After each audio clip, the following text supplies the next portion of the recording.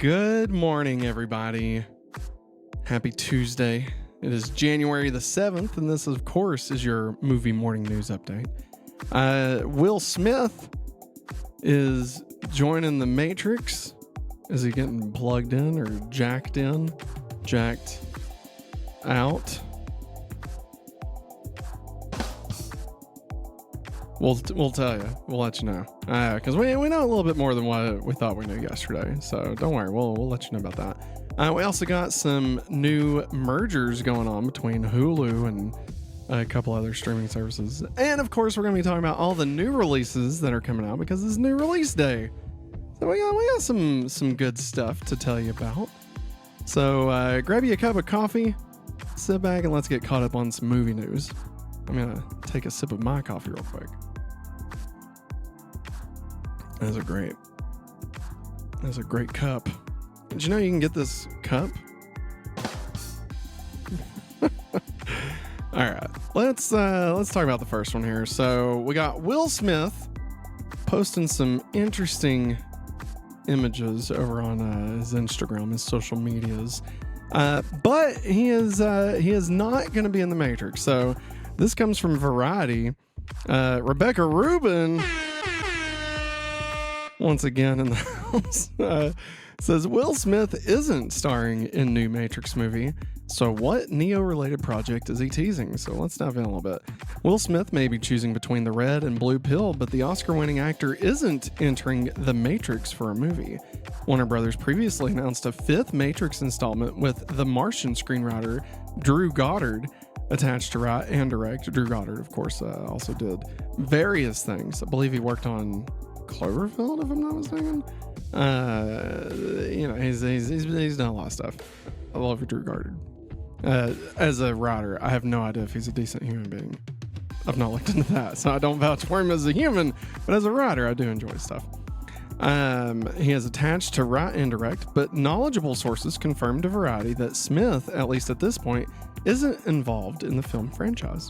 Speculation started on Monday after Smith posted a cryptic message on Instagram recalling his decision to pass on the starring role of Neo in the Wachowski's seminal 1999 sci-fi epic, The Matrix. The post read, in 1997, the Wachowskis offered Will Smith the role of Neo in The Matrix. Smith turned it down. Written in third person reads, he chose Wild Wild West, believing it was a better fit for him at the time. But the question remains, what would The Matrix have been like with Will Smith as Neo? And then it says, wake up.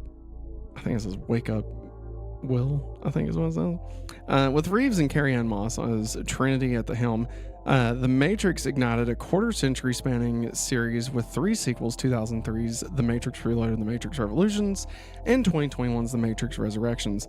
Listen, I don't know if that's out. I'm an apologist, but I really enjoy Reloaded and Revolutions.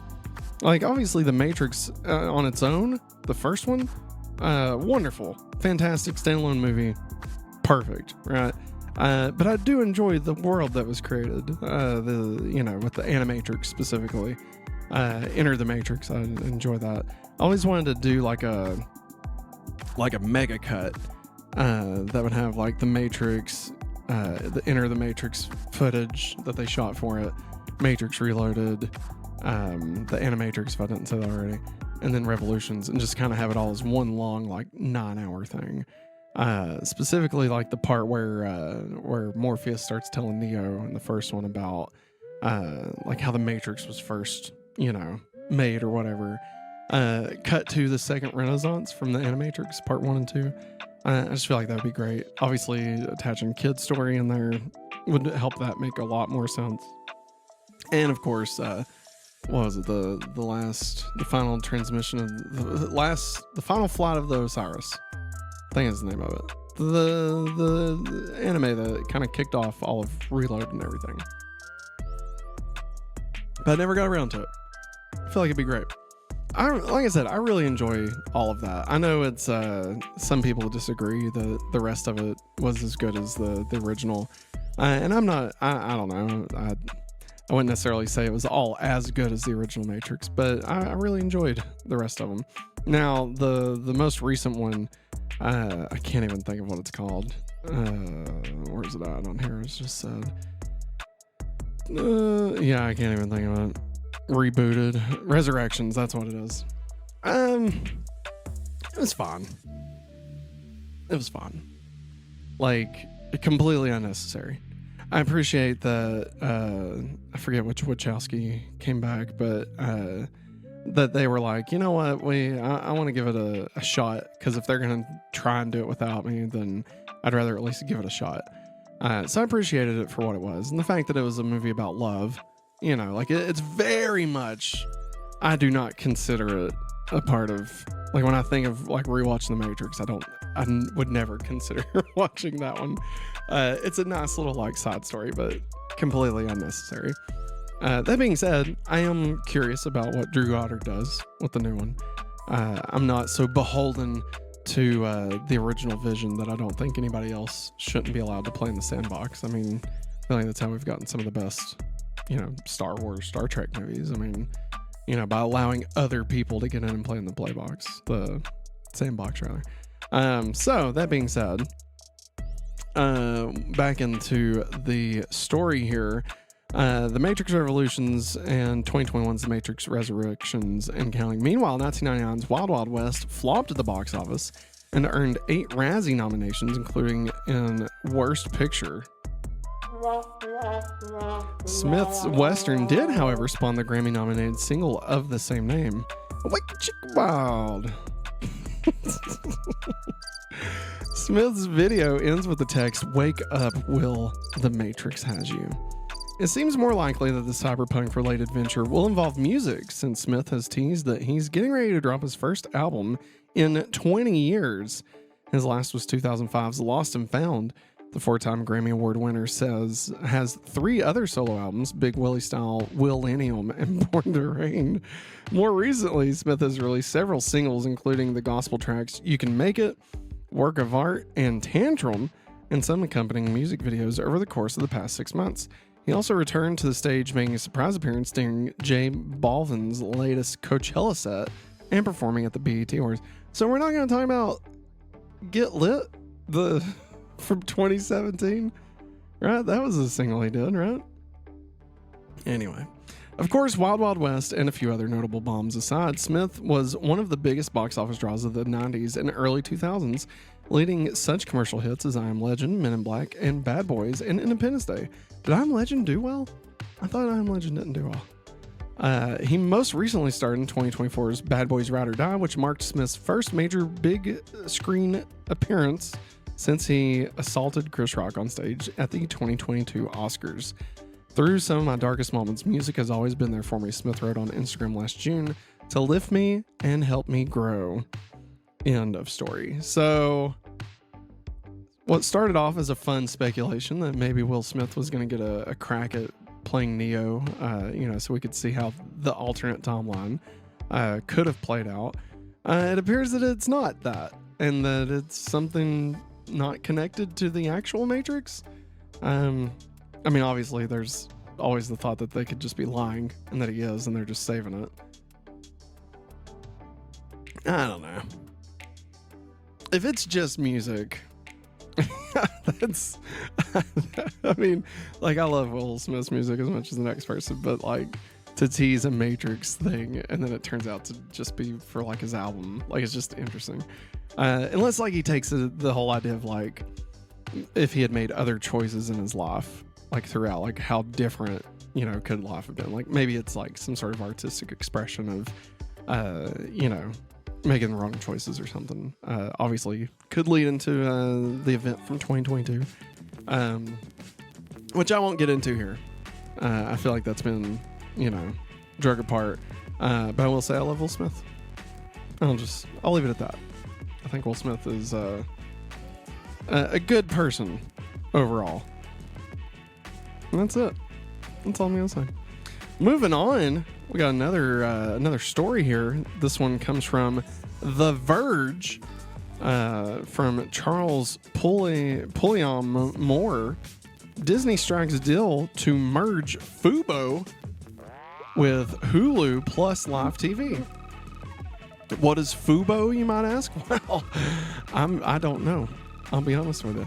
Hulu and sports-forward streamer Fubo are setting aside some legal differences and teaming up in order to launch yet another new platform for you to subscribe to. Last year, Fubo filed a lawsuit against Disney, which co-owns Hulu, Fox, and Warner Brothers Discovery last year on grounds that the studio's plan for Venue Sports, a new sports streaming service, was anti-competitive. But today, Fubo announced that it has reached an agreement with Disney to merge Hulu Plus Live TV and the entire Fubo platform to create a new multi-channel video programming distributor. Going forward, Disney will own about 70% of the new venture, which will be headed up by Fubo's co-founder and CEO David Gandler. Hulu's core video subscription service will also continue to operate independently. So what's the point? Like, if they're just going to have Hulu continue. In a statement about the partnership, Gandler insisted that the deal will enable Fubo to deliver on our promise to provide consumers with greater choice and flexibility. Additionally, this agreement allows us to scale effectively, strengthens Fubo's balance sheet, and positions us for positive cash flow. It's a win for consumers, our shareholders, and the entire streaming industry. I don't know about all that, Gandler. Though a hearing for Fubo's previously filed lawsuit against Disney, Fox, and WB was scheduled for today, the case has now been dropped because of the new deal. Additionally, Fubo will receive a $220 million payout from Disney, Fox, and Warner Brothers Discovery. Fubo also noted that Disney plans to provide it with $145 million this year, and should the entire deal fall apart, Fubo will be due a I'm sure that's supposed to be $130 million termination fee. It wasn't clear how Disney planned to proceed last summer after a federal judge sided with Fubo and blocked Venue Sports from its planned fall 2024 launch, but now it's looking like the way forward is going to be a collaborative one. So, obviously not a whole lot to discuss here, or just the state of streaming and how they just keep doing these things, like very recently the Disney trilogy, the trifecta, all kind of became one thing on Disney Plus. You had Hulu and ESPN. As long as you was paying for those separately, you could access the same content on Disney Plus, which I feel like is a little confusing if you ask me. Just have it be one thing. I'm not understanding this. The same service available in like 4 different ways, but it's the same service. I don't understand. To me, that's confusing. Like, I don't understand why I would want this Fubo stuff. Like, I guess I'd get access to whatever Fubo is. And it says it's Hulu plus live TV, so I'm imagining it's maybe to compete with like YouTube's live TV service. I don't know. It's just, I don't know, man. I feel like every year the streaming stuff just gets worse and worse.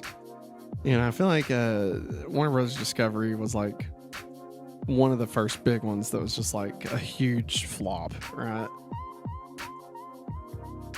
The HBO Max, and then it became Max, and I feel like Disney Plus, when it first came out, was awesome. It was very clean. It was like, hey, you like Disney? Here's literally everything Disney owns. It was clean, it was easy, it was straightforward. And it's like, you want to watch the Disney movies? Boom, here you go. You want to watch Marvel stuff? Here you go. You want to watch Star Wars stuff? Here you go. And like, ever since then, it's gotten less clean and more complicated. Even things that they own, that's not streaming anywhere else, they've pulled just so they don't have to pay residuals for it, like Willow, which I know all the streamers are doing. It's not just Disney. It's just like, I was a big streaming proponent. Like, don't get me wrong, obviously, physical media, if you can stand the space it takes, obviously, owning the content that you want is obviously the best way to go, just from a safety standpoint. Knowing that you have something, right? Not relying on it to maintain its availability digitally or streaming. But I was a big proponent of streaming because I liked that idea. of, here's a flat rate and I have access to whatever I want. As opposed to what I was doing, which was just going to, used movie shops and thrift stores and, buying brand new, buying special edition steelbooks and all that stuff. I like the idea of just not only being able to pay one flat fee, but also watch it wherever I want. So like whether I have it on Blu-ray or 4K or digital or whatever, none of that matters anymore. I can watch it on my phone, on my iPad. My daughter can watch it. I don't have to worry about like how I'm going to watch it. You know what I mean? And like ever since that, it's gotten worse. And I feel like it's gotten worse because they realized, oh, we made it too good. We should make it worse so we can charge more. And like, this is what a crappy consumer thinking, I digress. I guess it shouldn't be a surprise that, these places want to make more money. I mean, that's all they ever want. Moving on. Let me know what you think in the chat or in the comments about this merger. Does it, do you still even use Hulu Plus Live? Let me know what streaming services you use.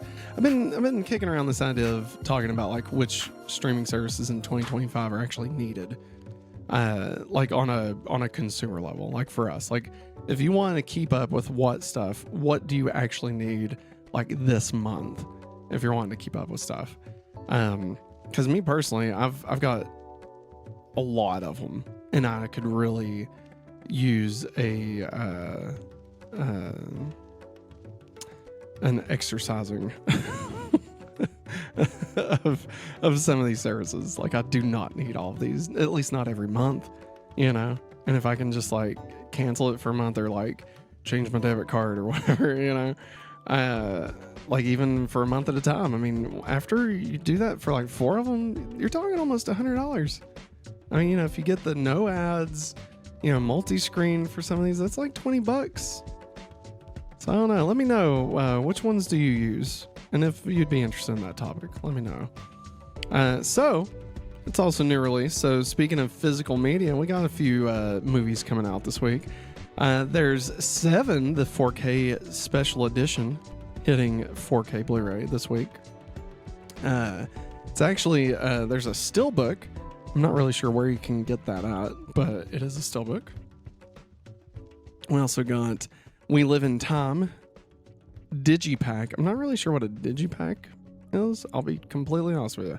I don't know if that's like a special case. I don't know. Saturday night, it's a Blu-ray. I'm still wanting to watch this. I haven't got a chance to check that out yet. I think I've been waiting for it to kind of hit streaming, but I really want to see it. Obviously, I love Saturday Night Live, and so kind of seeing. I mean, I don't know how accurate it is, but just kind of getting to revisit those early years, I think would be fun. Rumpelstiltskin 4K, Drag Me to Hell 4K, another We Live in Time, probably like a 4K or just regular edition. Lord of the Rings, Fellowship of the Ring, 4K. Let's see, Naruto, the complete series. It's Blu-ray. The Wolfman 1941 edition. It's the steelbook for Blu-ray. And yeah, that's pretty much everything that's calling out to me as things to be aware of. So not a whole lot. Obviously Seven, probably the biggest one. And We Live in Time. I definitely want to watch We Live in Time. I know it's going to just destroy me emotionally, but that's okay. That's what movies are fun for. But Seven, I'd say that's probably the biggest one coming out. Just a fantastic movie. Horribly depressing, but just such a well-made film. Hitting the streaming services and releasing also this week, and from now until Friday. Obviously Friday we'll talk about the weekend of the theatrical, but so coming out tomorrow on Netflix, there is a limited series called Jerry Springer Fights Camera Action. It says this jaw-dropping documentary goes behind the scenes of America's most controversial talk show to expose its biggest scandals both on and off camera.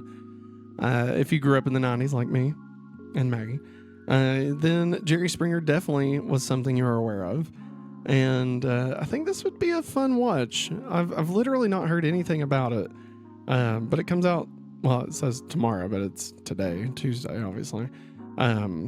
So, I don't know. I might check this one out. Let me know what you think. We also got a new Tim Allen series. Normally, I wouldn't even bring this up. Because Tim Allen just, I don't know, man. Like, I used to love Tim Allen as a kid, but apparently recently he's just not the best person. So normally I wouldn't really talk about it, but Wednesday, the premiere of his new series, Shifting Gears, hits ABC. But it's Tim Allen and Kat Dennings. Kat Dennings is also going to be in it. It says Matt, not me, is a stubborn, widowed owner of a classic car restoration shop. When Matt's estranged daughter and her kids move into his house, the real restoration begins.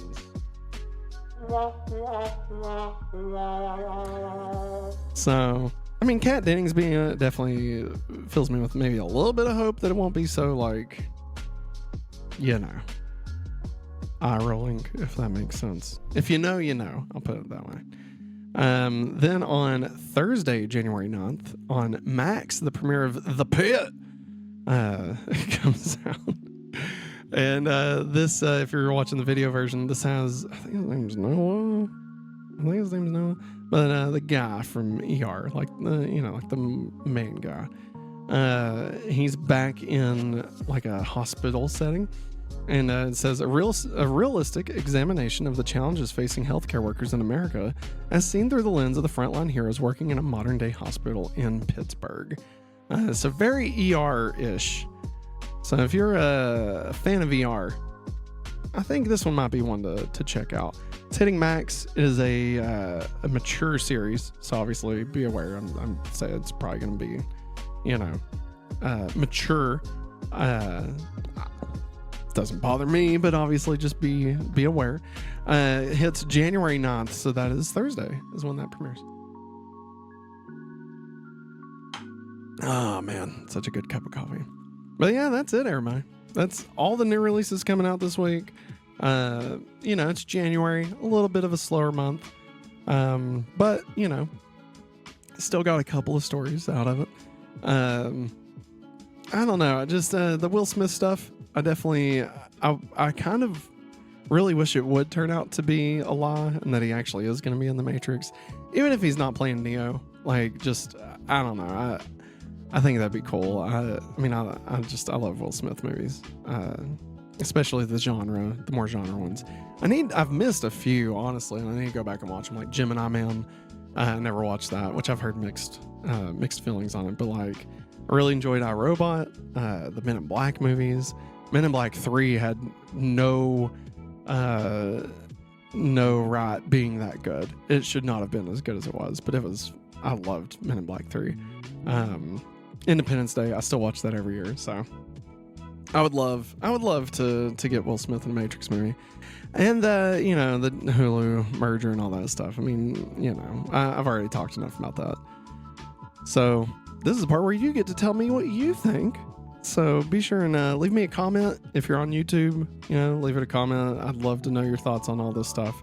I believe the comments are turned on Spotify as well. So if you're listening on your favorite podcast platform, please be sure and drop us a comment on there too. I'd love to keep the conversation going. I'll even talk about tomorrow what your all's thoughts were. And tonight we'll be going live with our watch along for the Justice episode of Smallville from season 6. Where it's the first time we see the Justice League on Smallville come together. It's very exciting. And then we're going to be doing, immediately following our watch along, going into a live episode of going back to Smallville, where we'll be discussing that episode and all the ins and outs of it. So it's going to be a fun Smallville Superman related evening tonight on youtube.com/hopefullyawesome. So come hang out with us. Drop in the chat, say hi. Let me know that you came from the movie mornings, and I'll be sure and give you an air horn or something, whatever you want. I'll play you one of these. Look at that. But that's gonna wrap it up for me this morning, everybody. I hope you all have a great rest of your day. I hope that work, if you're going in, that it goes well. and I hope that you're staying warm because Lord knows it's freezing out there. But that's going to wrap it up for me. I will see you all tomorrow. Thanks for watching. As always, have a hopefully awesome day. Goodbye.